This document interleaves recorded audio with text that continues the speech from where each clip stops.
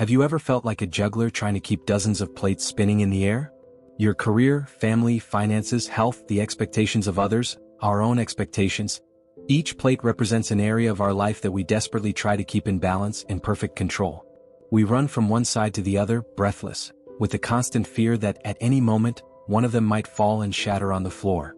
And when one does fall, panic sets in. We feel like we've failed. Anxiety grows, frustration takes over, and the energy we have left is spent trying to fix what's broken, while the other plates begin to wobble dangerously. Does this image feel familiar to you? This feeling of constantly fighting against chaos, trying to impose our will on a world that, most of the time, seems to have its own plans? If the answer is yes, know that you are not alone. We live in a culture that glorifies control. We are taught from an early age that success is synonymous with mastering circumstances, with shaping reality to our desires. If you want it, you can get it. The power is in your hands. These phrases, though well-intentioned, create a dangerous illusion. The illusion that we have or should have control over everything. But what if I told you that true strength, true peace of mind, comes not from having more control, but from understanding the fundamental difference between what we can and cannot control? What if the key to a more serene and powerful life lay in an act of radical wisdom, acceptance? Not a passive acceptance of resignation or defeat, but an active, conscious, and liberating acceptance. This is one of the most profound and transformative teachings of Stoicism, a philosophy that for over 2,000 years has offered tools to navigate the complexity of the human condition. The Stoics invite us to take a break from the frantic juggling and look at the plates with clarity. They ask us, which of these plates are you truly holding, and which are, in fact, floating on their own, moved by forces far beyond your reach? Today we are going to dive deep into this idea. We will deconstruct the myth of total control and explore how the practice of acceptance can revolutionize the way we deal with stress, anxiety, relationships, and our own goals. Get ready, because this is not just a philosophical reflection. It is an invitation for a practical and profound change in your life. Are you ready to discover the immense power that lies in letting go of the reins? The illusion of control in the modern world. Before we dive into Stoic strategies, it is crucial to understand why this relentless pursuit of control is so prevalent and so exhausting in our time. The modern world is an amplifier of this illusion. Think about social media. With one click, we can curate our image, project a life of success and perfection, controlling the narrative that others see. We create the fantasy that if our online life is flawless, our real life will be too. But at what cost? We live with the anxiety of maintaining this facade, monitoring likes and comments as if they were a thermometer of our self-worth, something that, ironically, is completely out of our control. Think of the endless stream of news. We are bombarded 24/7 with information about economic crises, natural disasters, political conflicts. We feel an impulse to understand everything, to have an opinion on everything, to find a solution for everything. This information overload gives us a false sense of control.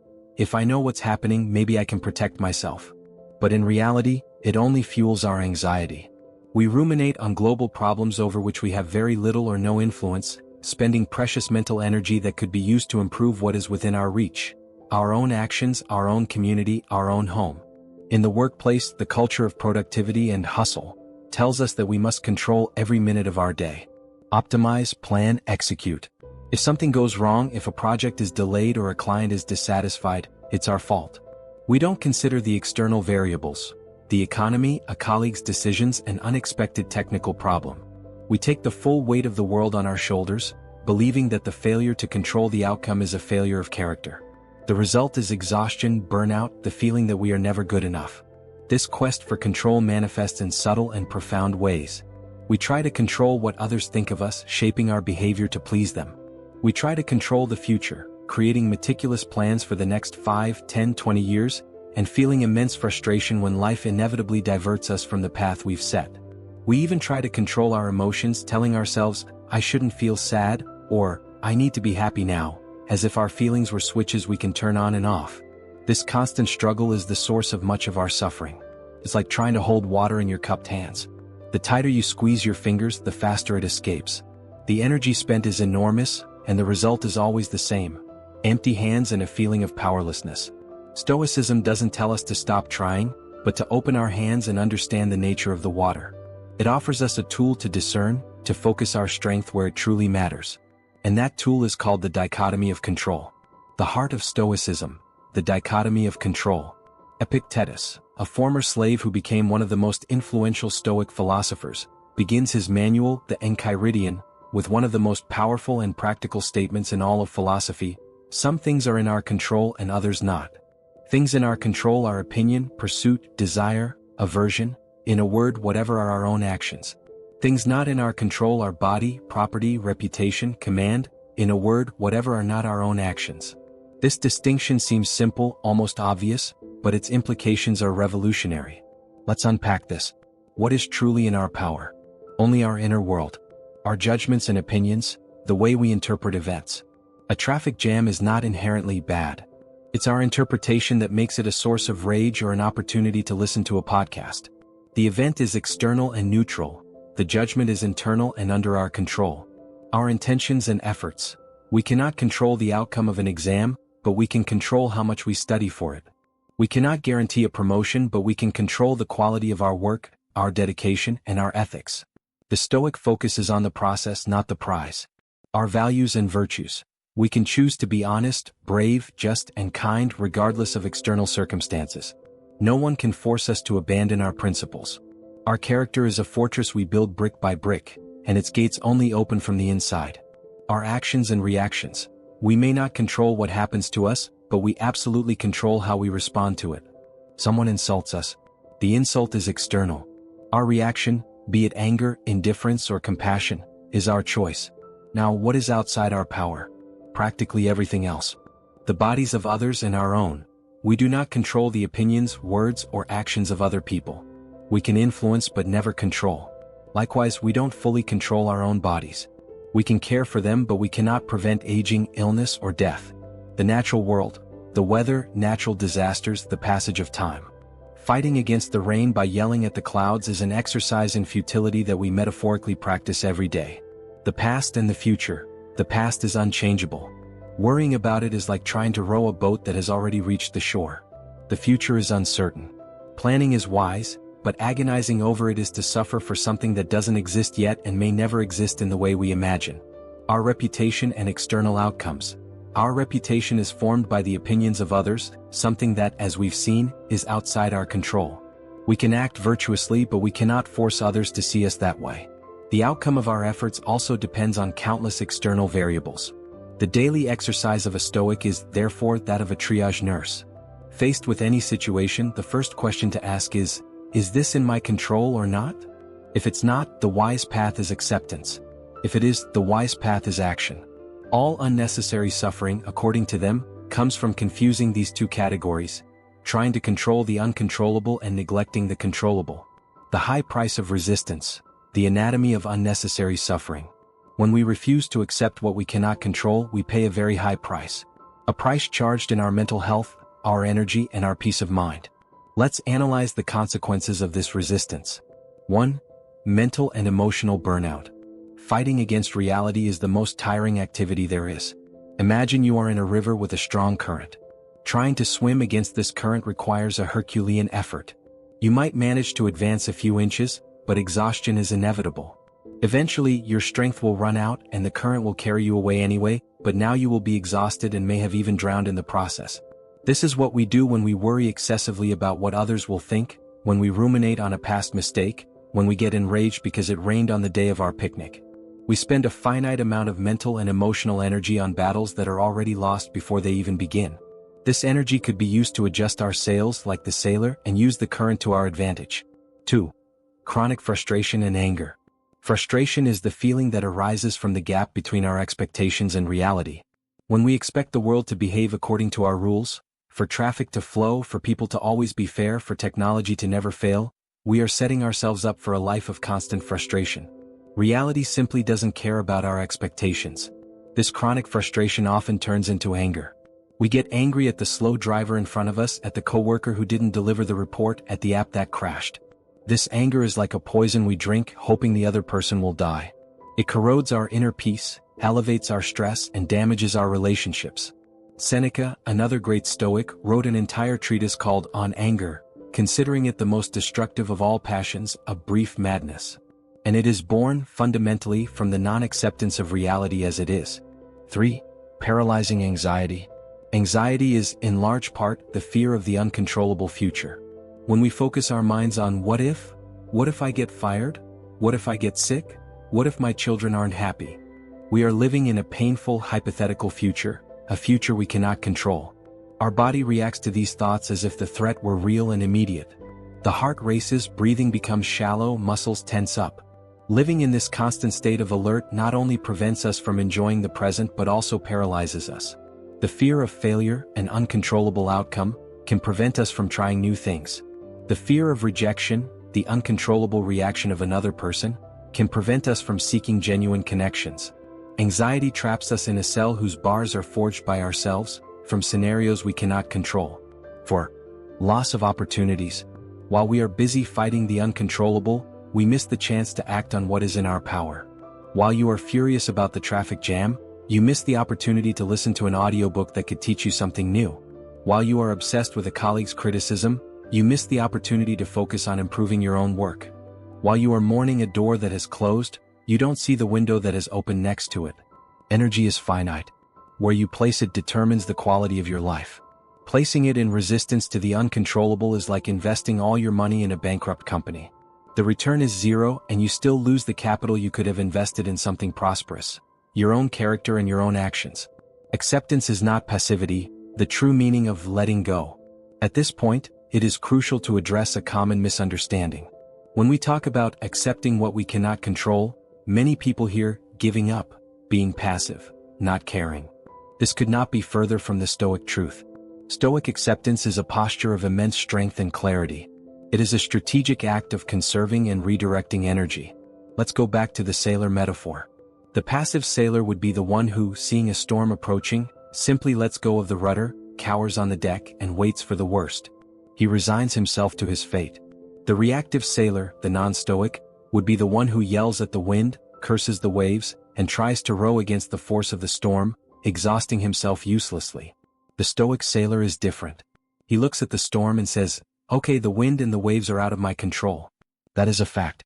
I accept it." But acceptance is not the end of the story, it is the beginning. From this clear acceptance, he asks himself, given this wind and these waves, what is in my control? The answer, adjusting the sails, holding the rudder firmly, charting the best possible course given the circumstances. To accept is not to surrender to the event. It is to surrender to the fact that the event is happening. And from that surrender, you become free to act in the most effective and virtuous way possible. Think of a difficult medical diagnosis. Resistance would be denial, "This can't be happening to me," or anger, "Why me?" Stoic acceptance is not saying, "Oh, okay, I'm going to die." It's saying, "Okay, this is the diagnosis.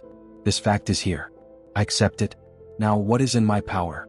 Seeking the best doctors, following the treatment plan strictly, taking care of my mental health, strengthening my bonds with the people I love, living each day to the fullest.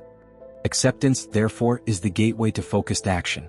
It removes the noise of resistance, denial, and anger, allowing you to see the situation with clarity and apply your energy exactly where it can make a difference. It is the act of stopping punching the wall and starting to look for the door. A practical toolkit for cultivating acceptance. Understanding the theory is the first step, but Stoic philosophy is, above all, a practice. How can we, in our chaotic daily lives, cultivate this liberating acceptance? Here are some techniques and exercises. 1. The Stoic Journal and Daily Triage. Keep a notebook. At the end of each day or when you feel overwhelmed, write about what is troubling you. Then draw a line down the middle of the page. On one side, list the aspects of the situation that are under your control. On the other, those that are not. For example, I'm anxious about an important presentation tomorrow. Out of my control. My boss's reaction, whether the technology will work, if a client will ask a difficult question, the final outcome of the meeting. In my control, the time I dedicate to preparing today, the quality of my slides, rehearsing my speech, having a plan B if the technology fails, my attitude during the presentation, how I will answer questions, even the difficult ones, getting a good night's sleep. This simple exercise visually separates what deserves your energy from what deserves your acceptance. Over time, this triage becomes an automatic mental habit. 2. The practice of premeditatio malorum, negative visualization. This may sound counterintuitive, but the Stoics practiced meditation on worst-case scenarios. Not to torture themselves but to prepare and desensitize themselves. Take a few minutes in the morning and think about your day. What could go wrong? I could get stuck in traffic and be late. My boss could hate my presentation. I could lose my wallet. By visualizing these events, you do two things. First, you realize that even if the worst happens, you will survive. Your life will not end. This diminishes the power of fear. Second, you can prepare. If I get stuck in traffic, I can use the time to call my mom or listen to a podcast. If my boss hates the presentation, I can ask for constructive feedback and learn from the experience. This practice transforms the fear of the uncontrollable into a plan of action for the controllable. 3. Amor fati, to love your fate. This is perhaps the highest form of acceptance, popularized by Nietzsche but with deep roots in Stoicism. Amor fati is not just accepting what happens but loving it. It is seeing every event, no matter how painful or challenging, as necessary and even desirable for your journey. When something bad happens, instead of asking why me, practice asking, what does this make possible? A layoff could be the door to a new career you've always dreamed of. The end of a relationship could be the opportunity for deep self-knowledge. An illness can teach you to value every moment. Amor fati is the belief that nothing that happens is a mistake.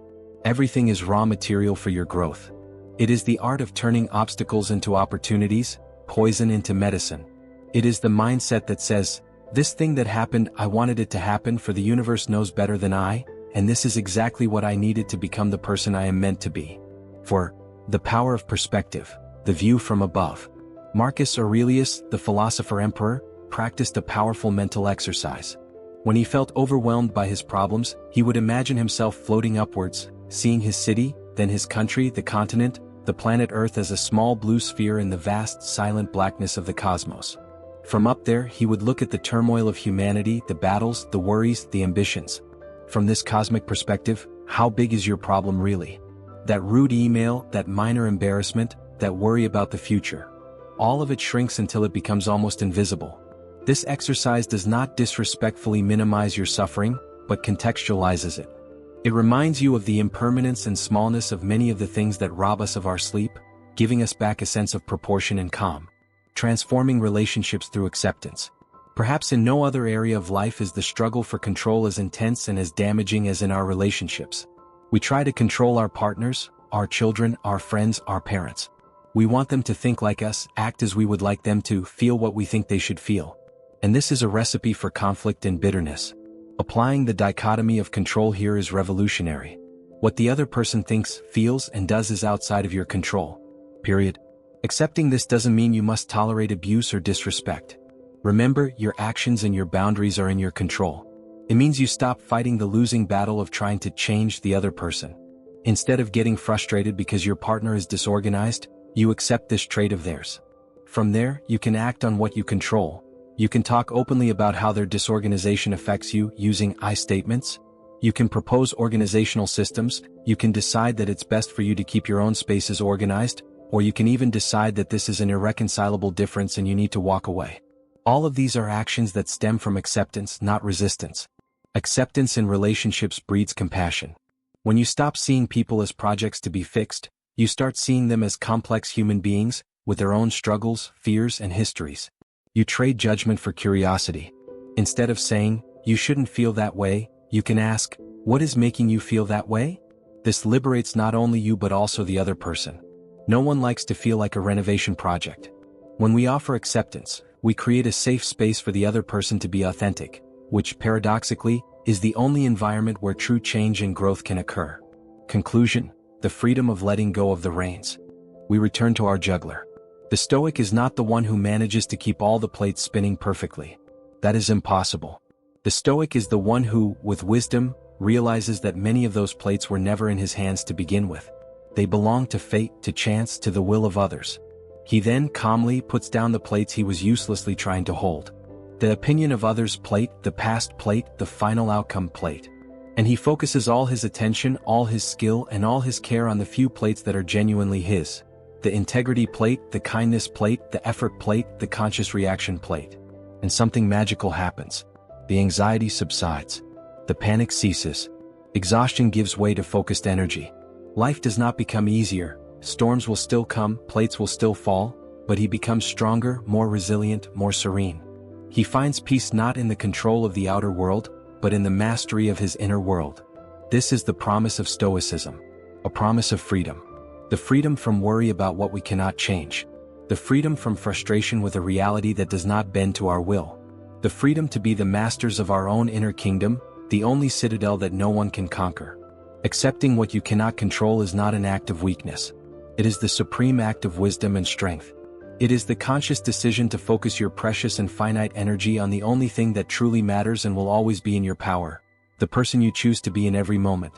If you are looking for more emotional balance, clarity in your decisions, and want to learn to deal with life better, this content is for you. So please leave a like and subscribe to the channel, because with each video, you will grow stronger on the inside and see life with more wisdom. Now, I leave you with a reflection. What is the first thing, no matter how small, that you have been desperately trying to control and that, starting today, you will consciously choose to accept? Share your journey in the comments. Let's learn and grow together.